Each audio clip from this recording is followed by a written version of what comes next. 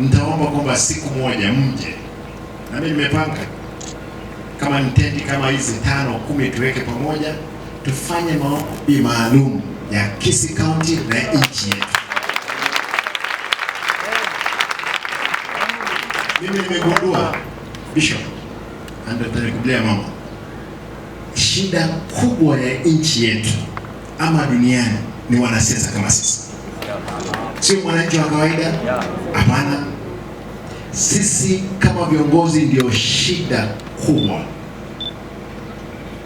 Na naomba tafadhali the clergy ambao mko hapa, mtukumbuke katika mama, unapopiga magoti chini. Bishop ameniambia unapoamka piga magoti chini, omba wakati ukiwa pale. Tafadhali mtakapopiga magoti chini tuombee.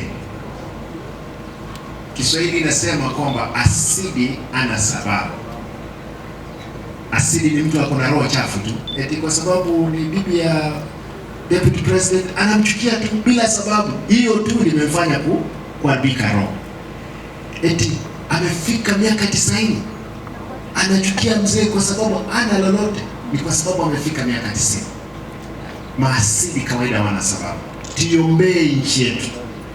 Na kaunti yangu naomba kwamba tafadhali tunapoenda mbele, mama, wacha niseme hili ndio la mwisho. Mimi nimeona ufisadi ambao uko uchi unatembea mbele yangu, na uogopi, uko na panga na mkuki unataka kuua, hata uko na bunduki.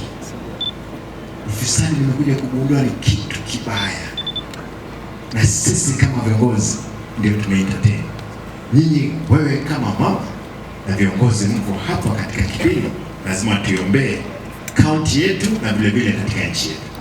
Kwa ambaye ametuleta hapo, ambaye ni Bishop Mamboleo, kwa sababu ya kusherehekea kwa miaka nyingi ambayo ameishi, Bwana amefanya yafanikishwe kupitia kwa mama wa pili wa taifa.